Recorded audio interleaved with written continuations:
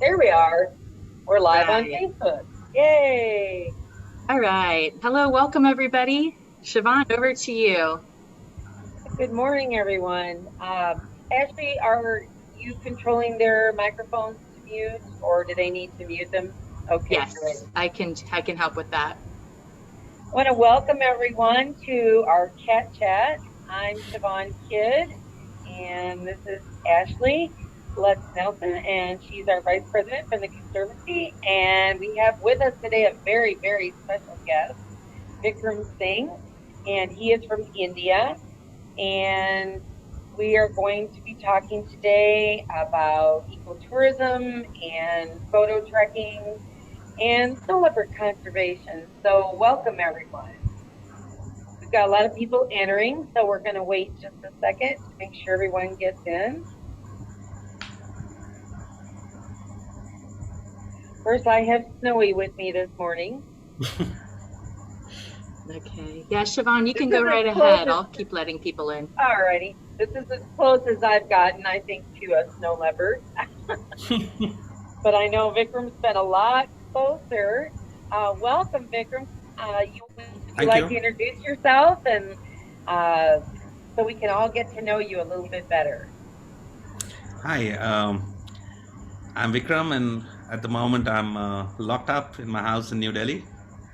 But thanks for having me. And I run a tour company in India now, maybe for about 15 odd years, and I've been going on snow leopard trips. I think my first trip was 2009 in Ladakh, and since then I've spent almost every winter guiding and taking people, and of course this year because of the pandemic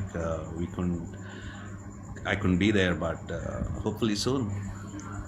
How many continents have you been on with your photo trekking? uh, I have in the last few years I have traveled pretty extensively across India, but I also take trips to the Arctic, to the Norwegian Arctic, to Svalbard. I have been to Africa a couple of times, mostly South Africa, Botswana. I was in the Brazilian Pantanal 2 years ago. Oh, wow. I have Did you see been to jaguars or loads puma? of them, Oh, loads of wow. jaguars. No pumas, but I do plan to get to Chile someday and see pumas. I have been to the Arctic in Finland.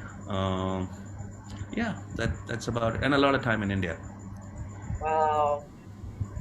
It doesn't have to be the snow leopard, but what's your favorite animal or the most exciting animal that you've seen on your photo trekking? Maybe.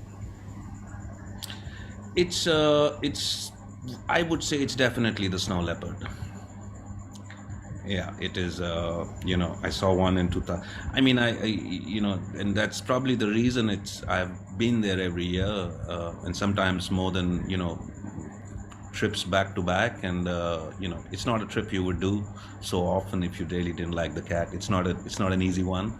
It's No, not I like a bet not. typical. It's not a Uh, typical safari where you have a sundowner and go back to a nice lodge. It's a hard trip. You look for cats all day. You go into a small tent. It's minus 20, minus 30. You sleep in the tent. You wake up in the morning. You are again out in the elements. You probably spend your. So I mean, the way I look at it, you're either standing up vertically or you're sleeping. So it's a good. I mean, it's a tough trip, and you would do it. You would keep going back only. Uh, because it's just so. I mean, it's just such a incredible cat.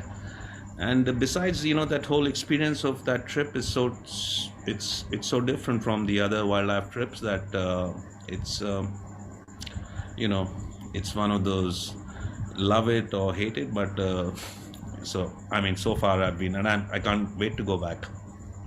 uh, how did you transition from being in the business world for so many years to doing this? What was the impetus to do a photo trekking business? I mean, Was it something you'd wanted to do all along, or had you experienced one, or how did it happen that you switched over from the business world to the nature world? Right. Now that I've had a lot of time to reflect on things now, because, when I look back, I think there have been, I have made some not very wise decisions. For example, before the business world, I probably spent 27, 28 years of my life following, academic courses. And the way I look at it, I decided that I'm going to spend the next 30 years unlearning all the stuff that I learned in a classroom. So, and I was not in the business world too long, because I figured out pretty early that this does not align with my long term interests. So, I was in the business world for 4 or 5 years, and then I decided to just pursue travel and wildlife. And photography is again something that I have not always been a photographer. It was, in fact, the first time I borrowed and carried a camera was in 2017 to Svalbard. And I kind of originally I tried my best to stay away from cameras, because I spent a lot of time with photographers since I was guiding trips. But you know, I am a little bit obsessive, and I thought maybe this is a tool I can avoid, because it gets, you get too much into that, too much into the craft of the camera, Right. and I thought I would, that might take away some of the other things, but eventually I just buckled, and now, of course, I would probably not go without a camera anymore. I understand So. what you mean, that you can get too caught up in the technology and spending too much time behind the lens and not actually in the experience. But on the other hand, I could see where it would be great, because then you could advise the people that you're taking on the tours, how to get the best shots or what kind of equipment and things to use. I imagine that's helped, hasn't it, with the guests that you take? Yes, it does. And then, the fact is that, I've done a lot of trips where now when I look back, I wouldn't have documented so much of the things that I have seen. For example, the pictures I shared with you, now the fact that I do carry a camera, it would have been a shame not to document, all the behavior and, all those things. So I would now definitely, and but the only trap with the camera is that you do end up subconsciously trying to get better pictures and better photos. I mean, it's just the nature of, it's just the nature of the game. But and then you travel. So for somebody like me now, 6 7 months I travel, and then besides it also helps in your business. You have things to share. The world is so visual now that. It's just good to have your things, and so photography is again a new thing for me. I've not always been a photographer. So the first 10 years of my snow leopard trips, I didn't carry, and even if I did carry a camera, I forgot to take a picture because I was just looking. For those of you who've joined us, we have one of Vikram's stories and his photographs on the website. So at a later time, if you want to check that out, it's in the news section of our website. It appeared in our last newsletter, his story. Do you want to tell us about the story of the mother and the two cubs and how it just happened? You weren't even looking? I was. It was not that I was not looking, but I was not expecting. It was actually my first winter trip to Spiti, which is a which is a Trans-Himalaya mountain contiguous with Ladakh. I had been there in the summers, but I had never done a winter trip there. And the only access to Spiti is by a drive all the way from the plane. So it's at least a 3-day drive in probably the most treacherous road that I have ever been on. And it's not too long back that Spiti started being kept open all through winters. It was only 2015 that they decided to keep the road open. So before that, prior to that, Spiti was virtually cut off from rest of mainland India.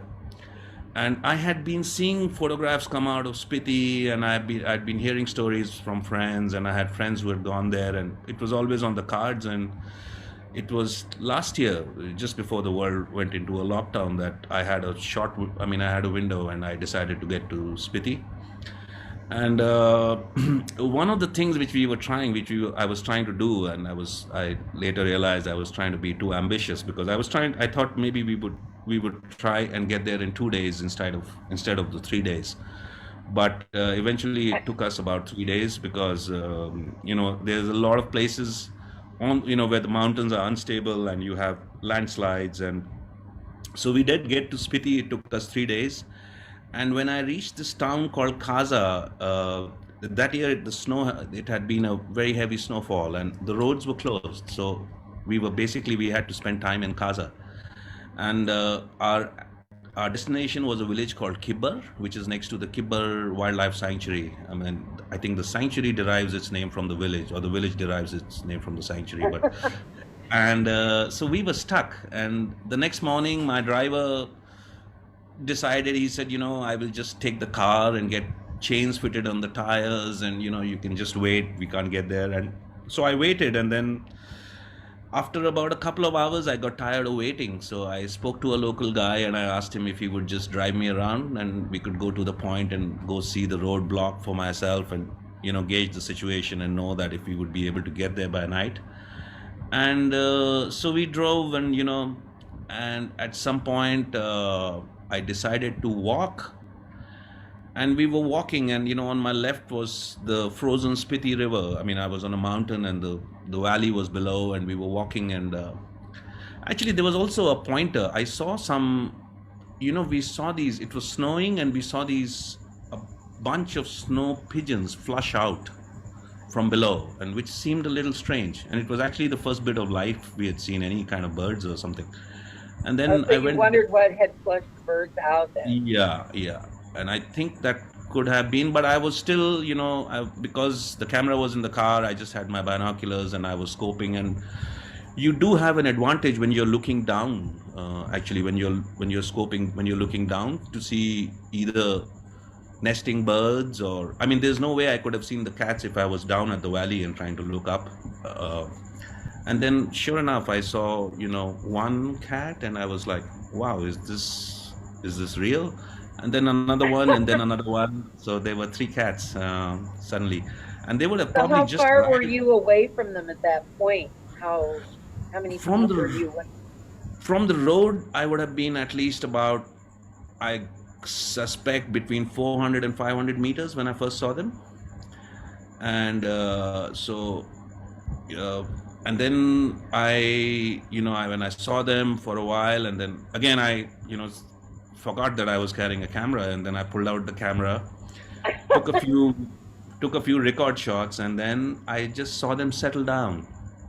And that's when I thought that maybe I should try and go down, try and get a little closer if I can push my luck.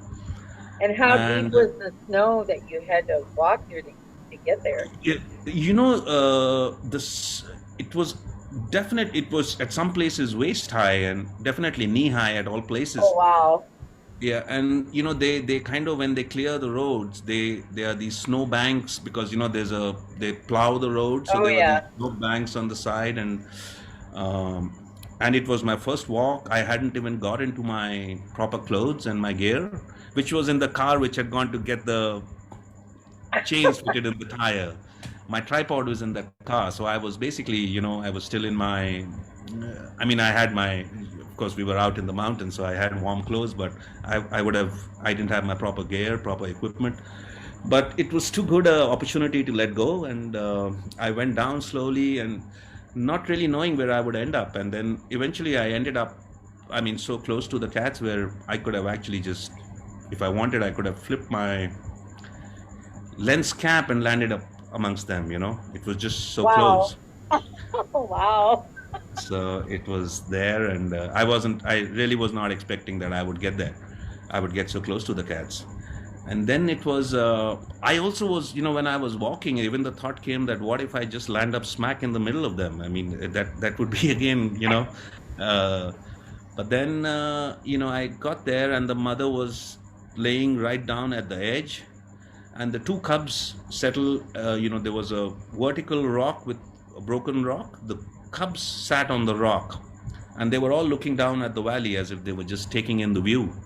And the mother lay on the side and she was sleeping. So I just landed up there. I put my camera bag. I had my camera bag on my back. I just put the camera bag in front of me and I sat down. For the first 10 minutes, I didn't do anything. I was like, I was clearly Wow. at the edge. So it was the flight zone. And I wanted to see how, they would react to me. And then the mother just looked at me, and all three were like looking at me. The mother looked at me, and then she looked back at the cubs, and then she went back. She lay back, and she went back to sleep. And That's that was the amazing. signal. Yeah, and that's when What I was knew going through that. your mind when you were looking at each other? I mean, what were your thoughts? I was pretty blanked out, and my the only thing I didn't know how long would this last. I knew that they had come to rest. So in my given my experience, I knew they won't just get up and walk because they had chosen this place which was well camouflaged from the road and from everything else. So they had clearly come to rest there. They looked pretty well fed because the cubs were moving around. They were not just. So at that point, I really didn't know how long it would last, and I just sat for 10 minutes, and eventually ended up spending 7 hours there at that spot. So it Wow. was just I know in your story that you said the one cub was stalking you and got pretty close, and you were getting a little concerned that he was getting really close. right. Yeah, at that point, I thought that maybe I should. I mean, then there were couple of things that when I was happy that he was coming close because I could get his, I could get good photographs. But I also thought, what if he pushes it further? And that would have meant making some noise. I mean, I've done that with other big cats, but it would have meant making some sounds to get the mother's attention, or in fact, he was so close that I couldn't even get him on my lens. He was just too close for the big lens. But then he would come, and then he would just he would take the rock, and he would just disappear right in front. Wow. He did that a couple of times, so and then they would go back to the same spot, and then again I saw some pigeons come, and they would run, and they would flush the pigeons out. So there was a lot of it going on. But the mother just slept for almost those 6 hours. She needed to rest and conserve energy for the next kill. Or Have you shared this story with the local people, with people who have to deal with the conflict between, you know, an animal that can take their livestock? And have you been able to share it with local people, your experience getting that close with them? And what was that their close with reaction? these cats. Most locals there would have had some close interaction with cats, but mostly it would be on the road, and they would be in a car, basically traveling, because there's only one road which connects the village to the Hmm. town. So all their supplies and things would be coming from the town. So a lot of people I met would have seen a cat either cross Really? the road or sometimes even pretty close by the road. But as long as because few of them had some video clips in their phones to share with me of cats they had seen. Uh, but I don't think they would have really spent and a local would not spend 6 hours with No. a cat. I just You know, wondered what their reaction was. Is there a lot of problems with depredation there with the cats and livestock in that area? what has happened in Spiti of late, which is a bit surprising. The number of livestock has gone less. They are giving up. I mean, there is not as much. I mean, compared to 5 years ago to now, it's a lot less livestock. I mean, I have seen people have a lot more livestock in Ladakh, and I think Spiti, probably one of the problems area are these feral dogs. Even while I was Oh, there, yeah, they would be a bigger threat to livestock than the snow leopard. than the snow leopards. Yeah. Yeah, I've read cases where the feral dogs are attacking the snow leopard. that there are Oh huge yeah, yeah, packs yeah, of the dogs and yeah. that they attack the snow leopards as well as livestock. And people So, too. oh, People have people lost their too. lives. Yeah, in Ladakh, there are more people who have been killed by feral dogs than livestock. Wow. Than snow leopards or any natural predator. Of So course, snow that's leopards don't, um, they are not like the tiger and the leopard, the forest leopard. They don't attack people. Have you no, ever had a case where anyone has been no, attacked? never, Ever? never, never. In fact, I had that in my mind when I was so close to the family of three. I didn't want to be the first one, but Oh, but that was kind of reassuring to know that no, I have never heard of a single instance of a snow leopard having attacked a kid or anyone. uh, we were talking earlier about predator proofing corrals. You said that is that people are predator proofing their corrals, putting roofs on them and doors to keep their livestock safe. Does the predator proofing also help with the feral dog packs, uh, as well as wolves and snow leopards? It does, but I have not seen so many, like, in the places where we have gone close to villages, we have sometimes seen snow leopards or seen their presence in terms of pug marks and things. But I have never seen so many, I've not seen feral dogs come very close to the villages. In fact, wolves may be more likely. So Really? wherever there have been instances, there have been, but I'm sure the corals, they would work against any predator because they are, the mesh ring, and yeah, it's fairly solidified. It would work against anything. Wow. Uh, you'd mentioned that with COVID-19, it's kind of put a kibosh on, doing the photo trekking, any kind of travel. And now India is having some real troubles with COVID-19. You said you're locked up in your house. Um, when when does it look like for you that you'll be able to get back into the field and start doing this again? It's a tough question. The problem in India is that, we it's being a large place, it's we really don't know. I mean, one of the reasons that has landed us in this situation is that, we were desperate to open up, and we did open up, in December to February, we did open up, and there were not so many international flights, but there were Indians traveling in India, and that could have been part of the reason also of this situation at the moment. So I guess, one of the things is that with the pandemic is that you have to be, is two things that will get you out of it is humility and, patience. Patience. And Yeah. yeah, and being a large country, we are probably going to see, waves in different places. In fact, the place in Ladakh where I used to go, I just found out 3 days ago, it's a village called Rumbak, which has only 5 houses. There have been 2 deaths there, COVID related, in the last month alone, or in the last, because of this. So it's, the this virus has clearly moved to interior and remote places, which was not the case in the first wave. I mean, Hmm. rural India was thankfully largely spared of the virus, but it does look like it's because things opened up. It's a poor country; they couldn't stay locked in for so long.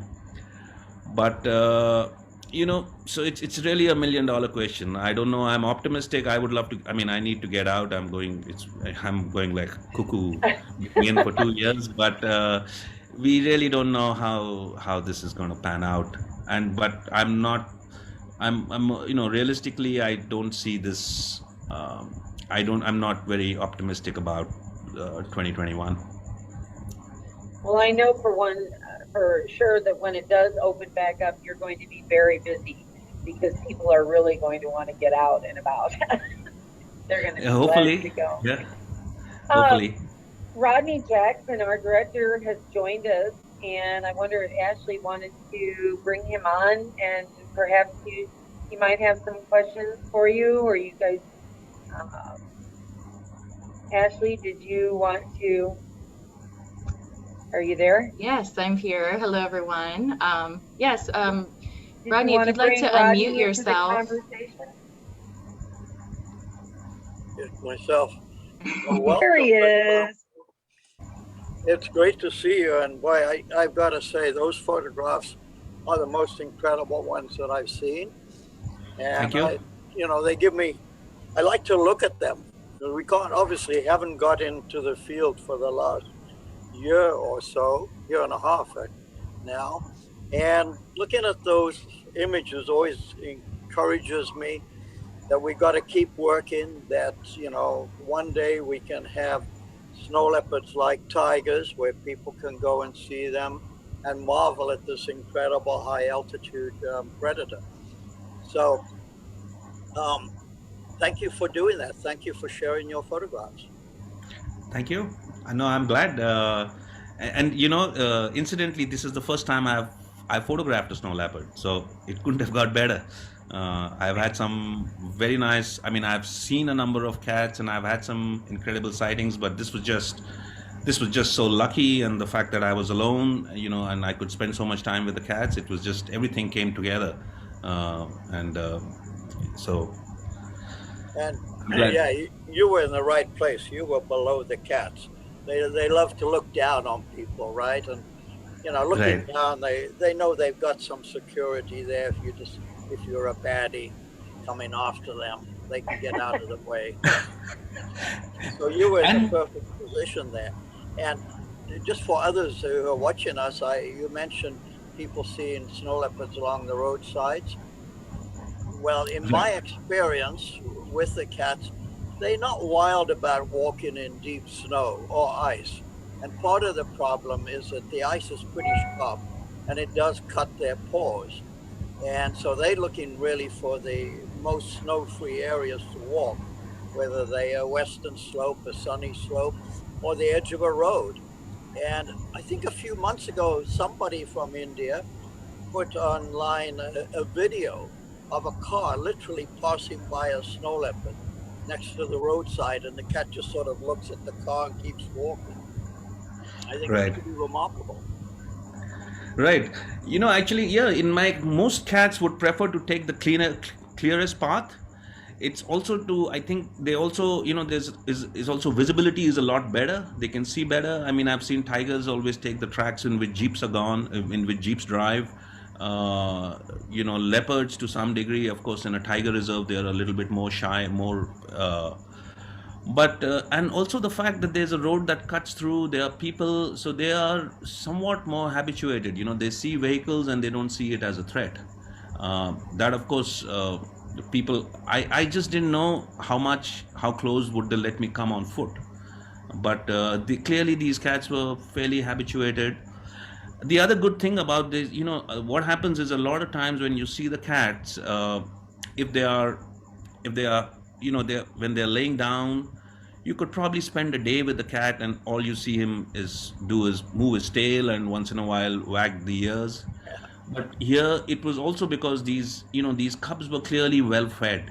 This kind of behavior you would only see when they're not too hungry, and when they're not, that's why they were moving around. They were flushing the pigeons, and they were doing all those. I mean, it's a sub-adult behavior, but the fact is that they were, it's like even with the other cats, when they've normally eaten, when you see a lot of play between the cubs, that means the hunger is taken care of. Right. The play comes once they are, when the bellies are full. So all of that actually went into, otherwise I would have got the similar shots and they would have all kept sleeping. But the fact was that they were, they didn't have to think of food. That's when you play, I mean, when you're hungry, you're not playing. So that was pretty incredible. Now, Um, you said, how old did the cubs look to you when you saw them? About you how know, old? they must have been, I would suspect, pretty close to 2 years. And then last year, I mean, I've been speaking to people on the phone. I haven't been there, and I think they have now gone on. They've both gone on to live their solitary lives. So I would think that they were closer to about 2 years, to 2 odd years, or maybe just So, so you months said younger. in your story, you had said that mother looked rather young. She didn't have any scars or wounds or anything that you thought that she was fairly young? I would, yeah, Ah, I there's the would, picture. yeah. That's how I first saw them. Uh, that's how I first saw them, and then I kind of moved down the path a little bit, and the rock you see on the right, I was somewhere close to that. The one here, yeah. The mother looked. I mean, I'm also, I'm guessing because this could have been her first litter because these cubs were close to about 2 years old. A second litter would have meant that she is about older than 6, 7. But she was pretty. She looked very clean. Her face looked young. There were no scars, and because I mean, I could tell all that because I got clear pictures and I could see them for so long. Yeah, and that's where she lay, She's and beautiful. yeah, and this is just at the edge because the slope down leads down to the Spiti River, which was largely frozen. So there was a clear drop of about maybe 400 feet down, and Wow. she's right. She just lay there. She didn't move at all. I mean, a couple of times she looked up. This was the first time when she looked up. I mean, this looked up at me and stared for a while. Then she turned her head and looked at the cubs behind her, and then she just went back to sleep. And There's one of the cubs. yeah, yeah, this was towards the end. The one of the cubs had left by then. This the other cub came down, and by the way, I found out later that both of them were male cubs. Ah, This one came and he nuzzled the mother, and by then I was too cold, so I was missing a lot of shots. My hands were I had no gloves, so I did miss a lot of shots, but I got a few as well. wow. Got some By now fantastic she would have photos. had another litter then, I imagine. So early, maybe not, because this was January 2020, so Oh, 6 months later. Yeah, so it's not that long. And when I came back after these pictures, I did read a few of the research book, and I read Rodney's research, which said that the bedding site, they like to bed in a place which offers some really good vistas. Now, look at in the that photo, tail. yeah, They no, travel on ridge lines. That seems to be a favorite routing. right, And I want to get your ideas for tourism. right. Clearly, for snow leopards to get protected by the local population, they need to see the value in the cat. Right. That we need to deal with their depredation problems for the herders. But I was wondering what your vision is for Indian tourism in the mountains. Do you see a scenario where people would come to the high mountains as often to try and see snow leopards as they do to the tiger or the lion reserves in the lowlands? What is happening now is, and for me, because I started my first trip to Ladakh was 2009, and so I have actually seen this part of tourism from the pretty nascent stage and seen it grow. So I mean, tiger parks were already popular, and so there is some kind of a natural barrier for people to travel to these places. A lot of people are not used to being in cold areas. A lot of people don't want to walk so much. But now more and more I see more people because it's one of those things that you need to get. So and especially as photographers, and there has been a massive growth of Indians traveling in India. Now, it's a good thing because you want more locals to come and experience all this. But on the flip side, it's also people want to outdo each other's pictures. A lot of because I heard a story in Spiti. It didn't happen when I was there. After these cats, I went on to see one more cat on 2 consecutive days. In fact, I saw him. If I will figure out a way to send you a video, I saw him try to chase down an ibex from a cliff, and he fell down. The cat fell about 60 feet, crashing against snow and ice, and he landed on his foot. And he was an old male who was known to be doing that pretty often. And after I left, he died. trying to do the same thing, but he didn't survive he didn't survive the fall. And I did hear of a story where he had got an ibex down, and some photographers tried to approach him too close, and he moved away from the kill, and though he would have come back for it later. So it was definitely disturbing. It would have caused some kind of disturbance to the cat. So the problem with tourism, ecotourism, is one is that you cannot deprive people, you cannot stop people from coming in, but at the same time, all your tenets, all your principles of ecotourism go out of the window when the numbers become huge. And that's a problem everywhere in the world. I mean, I've seen it in Pantanal, I've seen it in Africa. So that is a bit of a the good thing in Ladakh that I have been watching now is that slowly more locals are they realize there is wildlife closer to their villages or closer to their homes, so they are opening up more areas, and they are now trying to take people to different areas, so that kind of That's spreads good. the people around. But in a place like Spiti, and otherwise what they would want to do as photographers, they would want to make a beeline to the same place. Now, I was told after I left, a lot of people just kept going to the same place and spending the whole day or 3 days here, expecting the same behavior or the cats to come and do exactly the same thing. Chances of that is very slim. Of course, they do.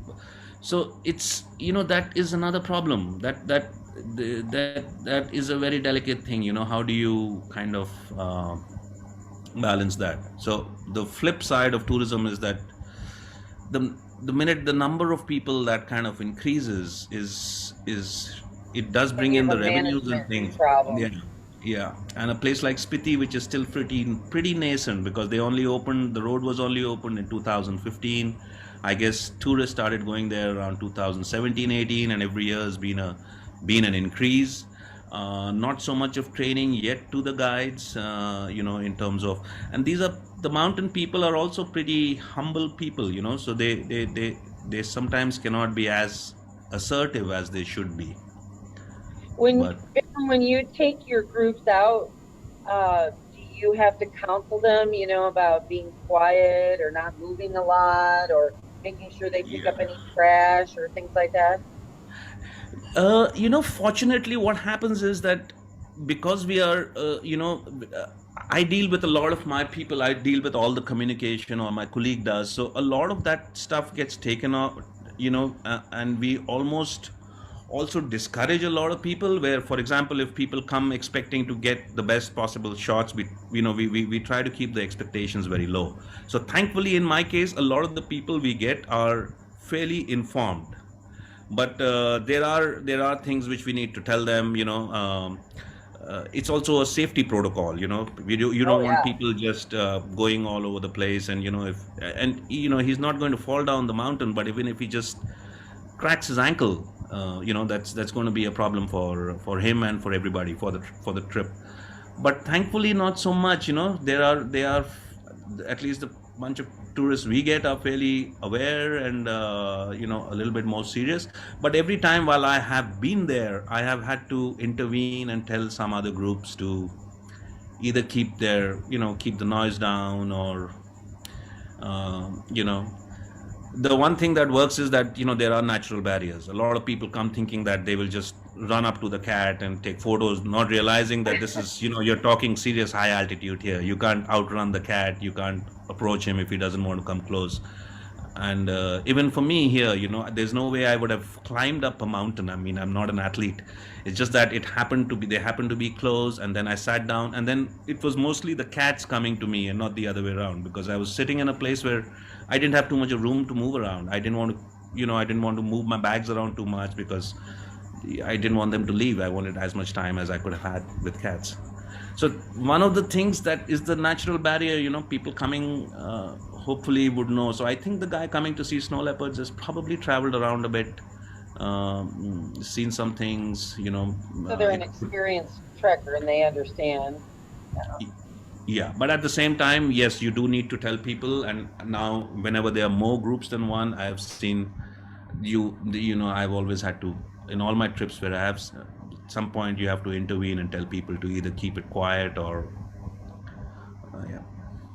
We had a Siobhan, question. Ashley, Yes. did you see the, yeah. Yeah, just to remind everybody, you can put your questions in the chat. We have a question from Raja Viduri. Raja, thanks for joining us today. The question is the Indian Forest Department or government involved in the monitoring of the number of people who visit these places? And if Yes, it is. so, is there regulating of the tour agencies and staff? What kind of legal protections do snow leopards have? Yes, it is. Particularly in Ladakh, which is a little bit, which has been, which is not new to tourism, and there's also a way,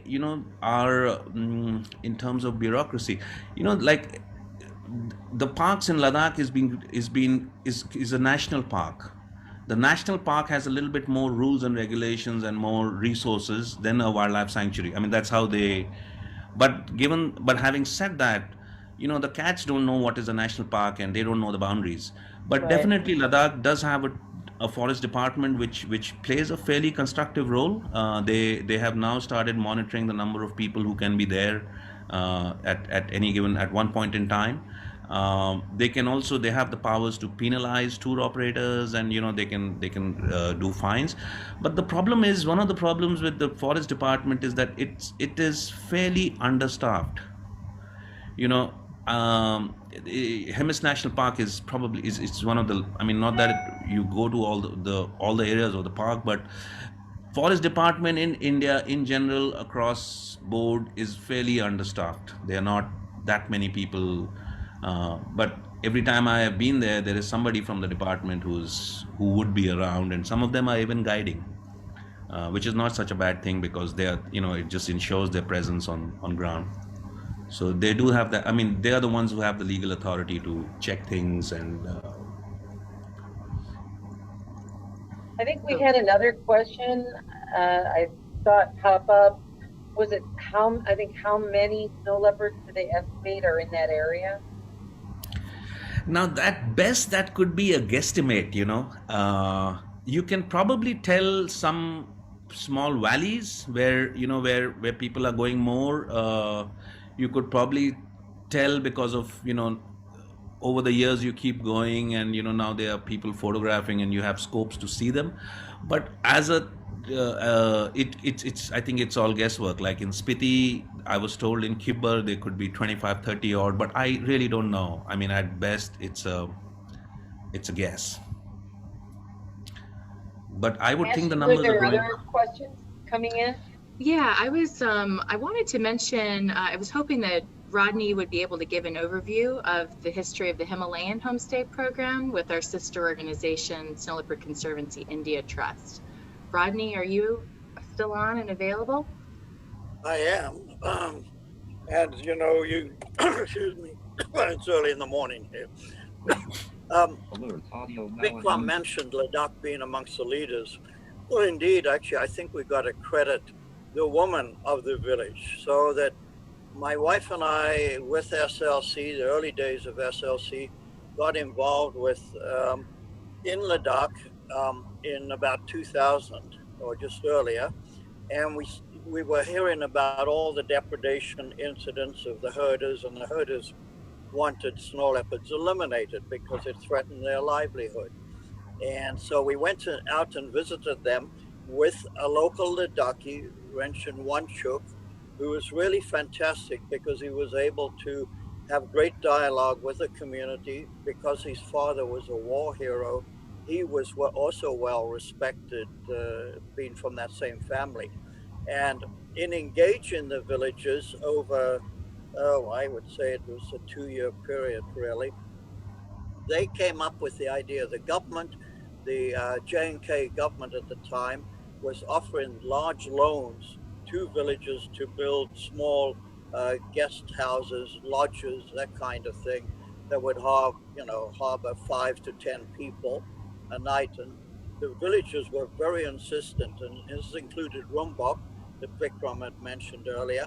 They were insistent that they did not want to threaten their culture by becoming like all the other places in India, the towns.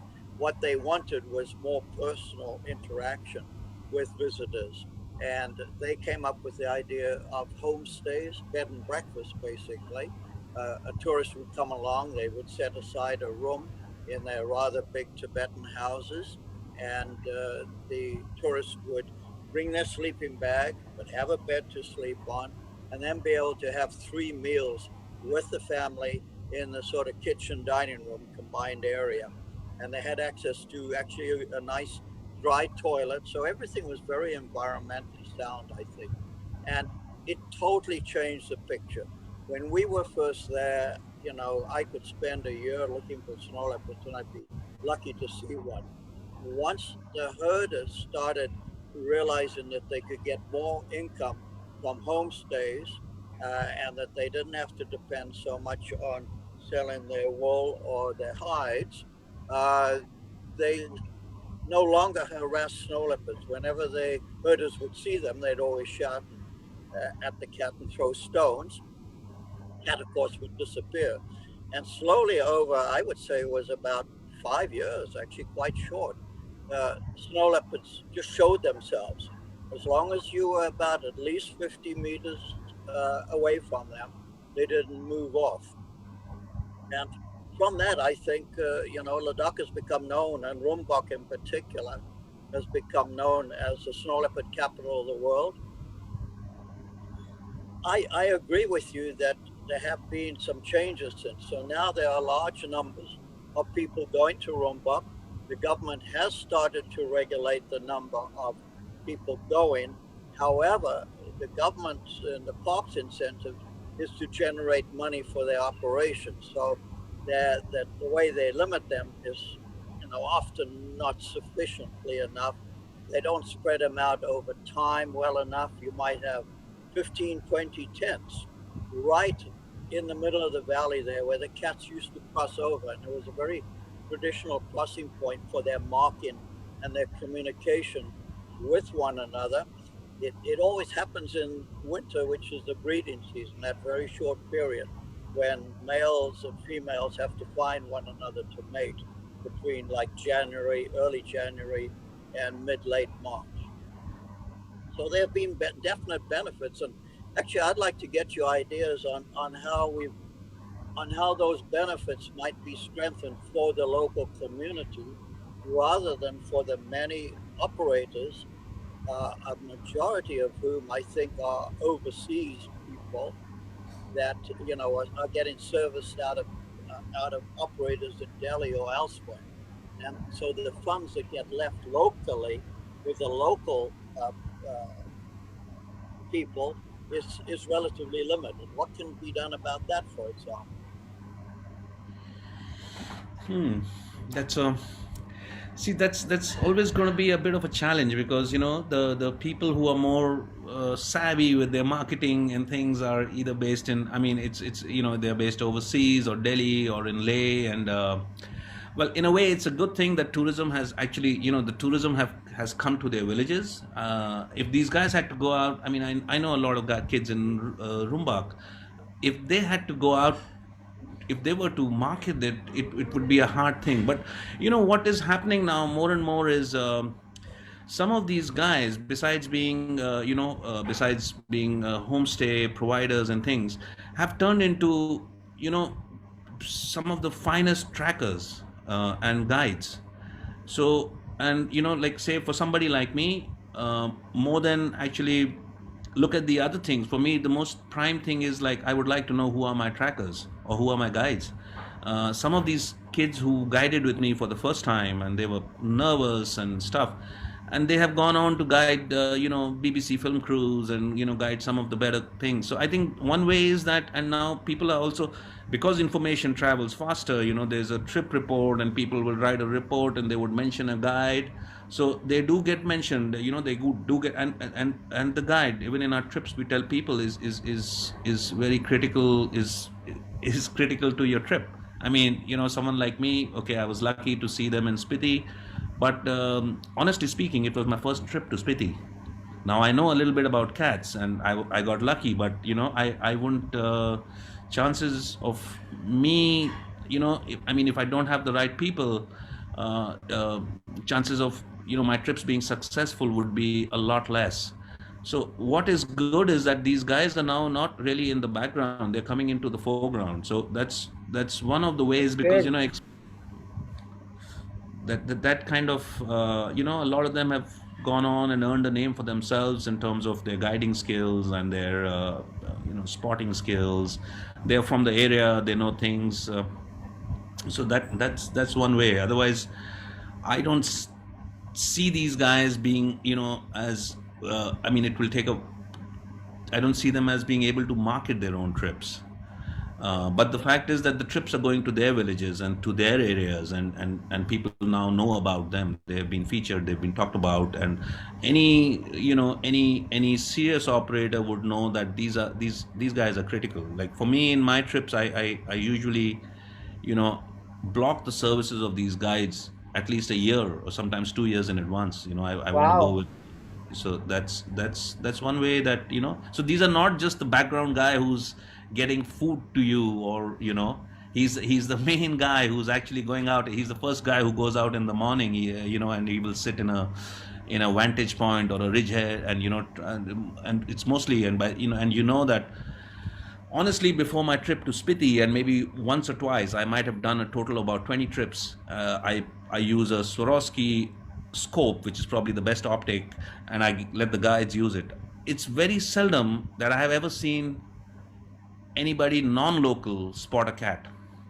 You know, it's also a lot of hard work to be spotting for 10 hours a day. I get tired Yeah. in 2 hours. So it's, so that is one way, because now that's a good thing, because these guys are now at the fore. I always, when I take my clients, are the first people I introduce, and it's not like I am giving them the orders. I'm working with them, and I'm also helping them make some decisions, but they are actually the most critical to the trip. Yeah. It's true, Vikram, with the photographers that we work with, they mention who their guides have been in Ladakh, and it's usually the same names come up all the time, of Right. the spotters, of their guides. It's the same two or three that are professional photographers that have been there, have used the same, and some uh, amateurs or just visitors, trekkers have mentioned to us that it's the same guides. So they are getting a name for themselves. So I see what you mean. Even though it's an outside company or a travel company from someplace else, you're using local manpower and the local expert guides. And so it is bringing, is that what you're saying? That it is bringing income into the community because those are the people that you depend on, even if it's a company from Europe or the United Right. States. Yeah. Yeah. I, And it's it's like, say, for even for me now, I don't go on all my trips. I can only do a certain amount, and if I have more trips, then it's also the time when it's the season for the other trips in India. And a lot of my trips, I would just trust these guys implicitly.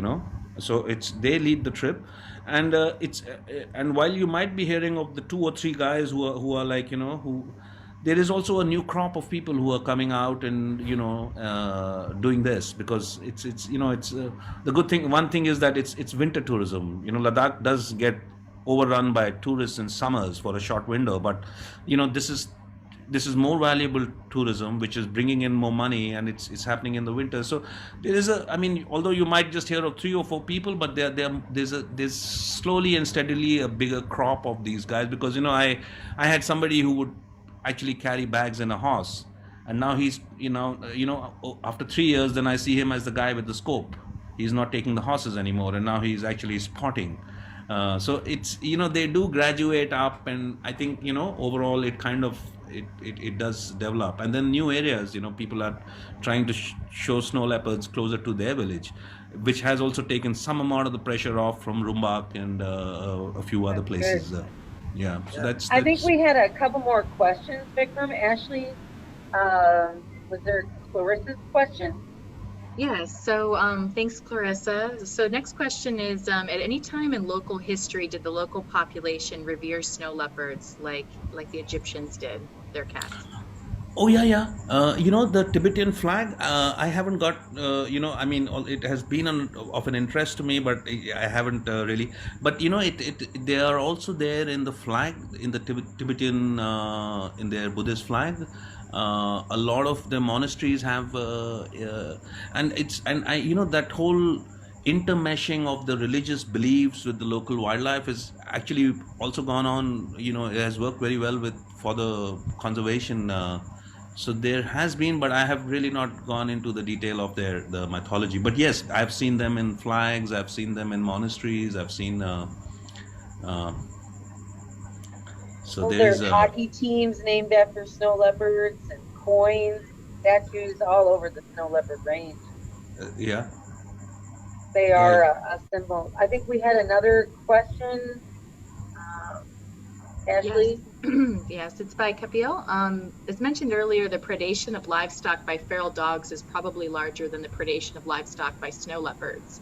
Is there a possibility snow leopard wild prey base is vulnerable to feral dogs in the coming days? This question is for Vikram.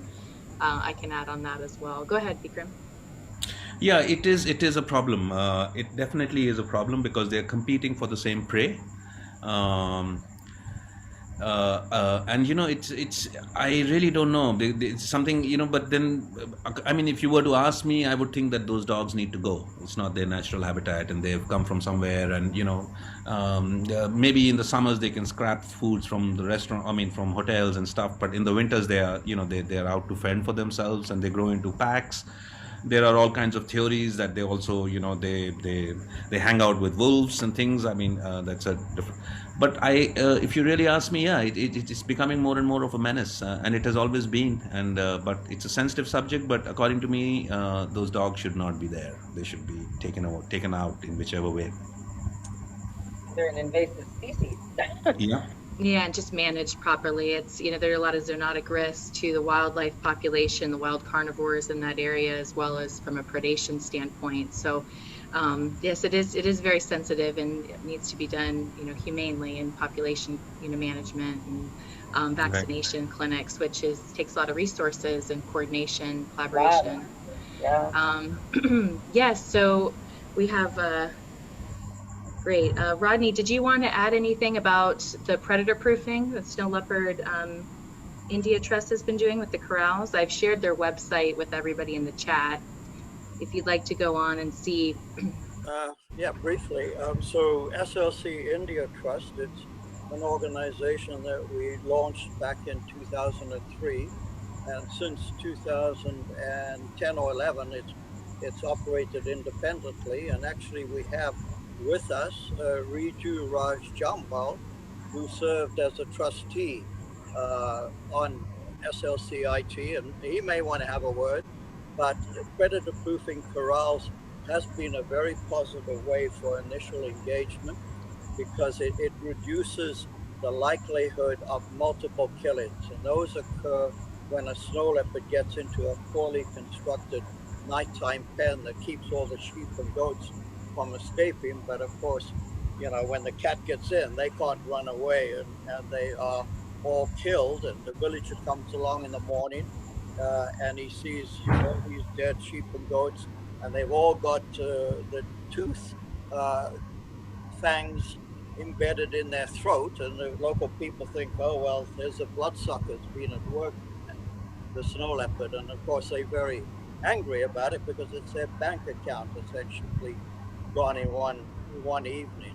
And predator proof in the corrals is definitely an excellent way of doing that. The next step we've been talking about much of the time is tourism. It's getting people alternative income for their livelihood that is a marginal livelihood at best. But anyway, Riju, it's great to see you. I hope you are also staying safe in Delhi. Yes, thanks to I don't Roger. know whether you've got any words you want to make or share with people. Yes, I just want to add, what Vikram just said. Hi, Vikram. Hey. I actually want to just add something. I was writing a question for you. In fact, I was in Rumbak. I go almost every year to Rumbak, and I've been to Spiti many times. I've been going since '88.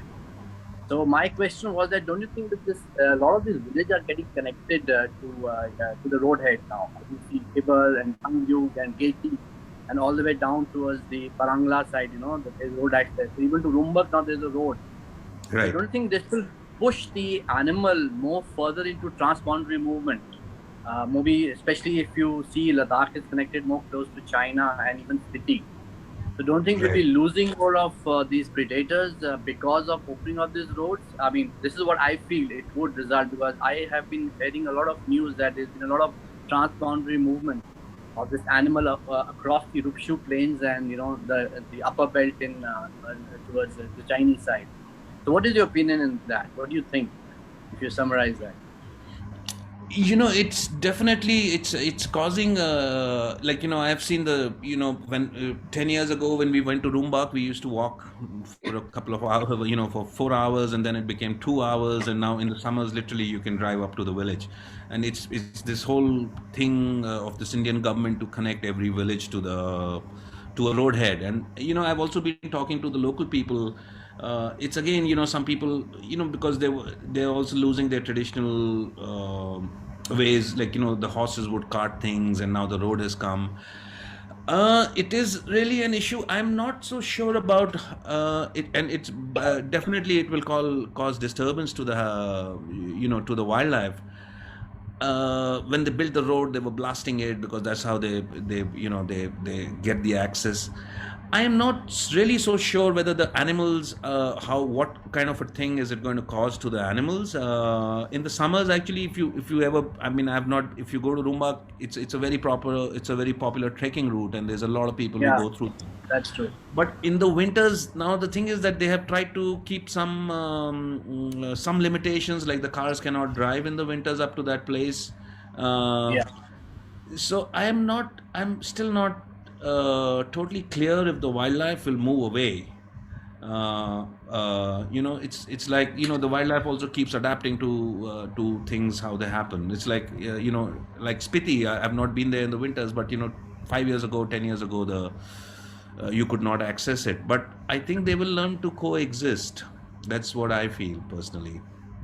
I don't think the cats would totally leave their territory. But there's a lot of encroachment into public land. That's what I mean. The grazing has gone even beyond in many places.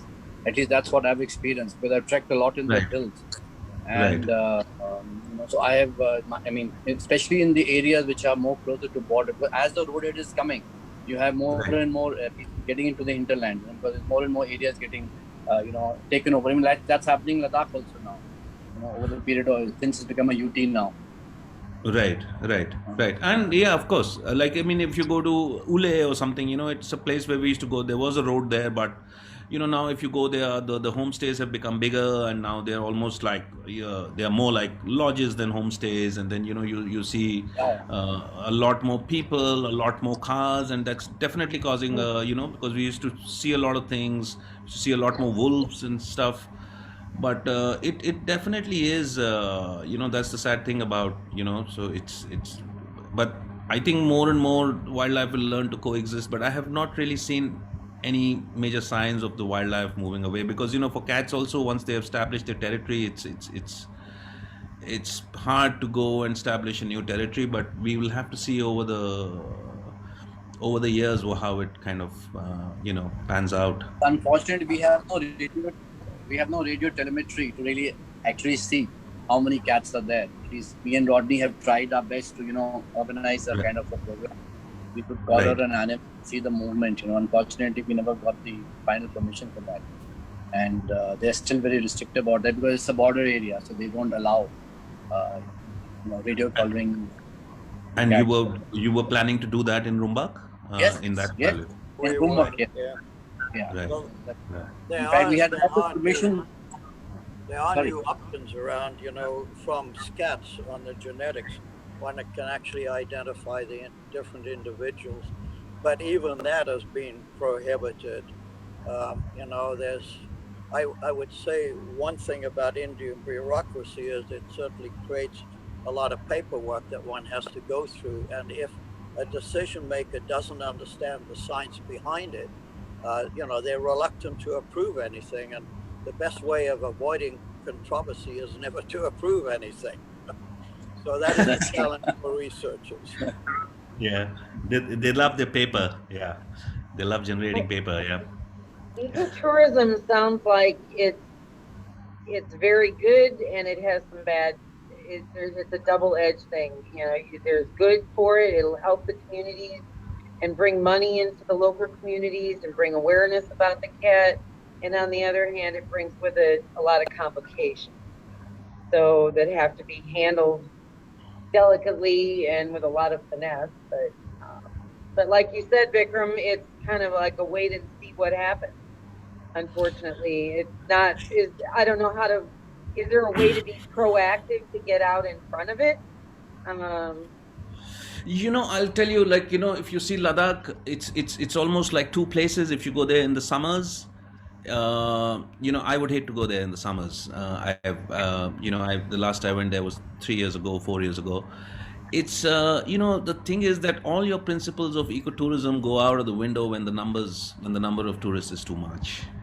It just it can only work as far as so it's thankfully in terms of snow leopards, there are natural barriers. People will not want to travel and go to such a cold places. They would not want to trek. So thankful. I mean, those barriers are good, I would say. But there would be ways, and you have to. It has to be regulated. Like in a way, I mean, like tiger parks. At the end of the day, I have actually seen, for all the things about tiger parks, I have seen in central India that they cut the number of vehicles going into the park every day. And now all the lodges made a lot of noise because there were probably 25 lodges, and with the number of vehicles going in, which have been cut down, it probably makes only sense for 5 lodges to flourish there, or 10 lodges to flourish there. But if you ask me, it has made a big difference to the park, and to the experience of the people who can go inside, because it's you're not just overrun by vehicles and things like that. So all these, it works very nice, but you have to kind of somehow you have to cap the number of people going, because if you just overrun it, then then all those things are, and it's a bad experience. I've been to Rumbak in the earlier days, and sometimes it's just me and 4 people, and on the worst days I have probably been on a ridge with 35 camera. Wow. Yeah, so it's also there's going to have to be regulation. Yeah. Thankfully. Well, hopefully COVID-19 will go away soon, and you'll be able to get back in the field. Yeah, I'm looking forward to that. Yeah. But Vikram, I want to thank you so much. This has been a wonderful discussion. Thank you so much for your story and letting us share it on our website, and for your beautiful pictures. Keep them coming. We always love to see them. And thank you so much for doing this today. I want to thank everyone for joining us for our cat chat. We will be having these periodically, about twice a month, so stay tuned for the next one. But thank you so much, Vikram, for joining us and sharing your insight. And thank you to Rodney and Ashley and everyone that's joined us today. It's been wonderful. So thank you so much. Thank you. Stay safe. Thank you, Vikram. Take care. Very true. Thank you, Rodney. Bye-bye, Rodney. Bye. Bye.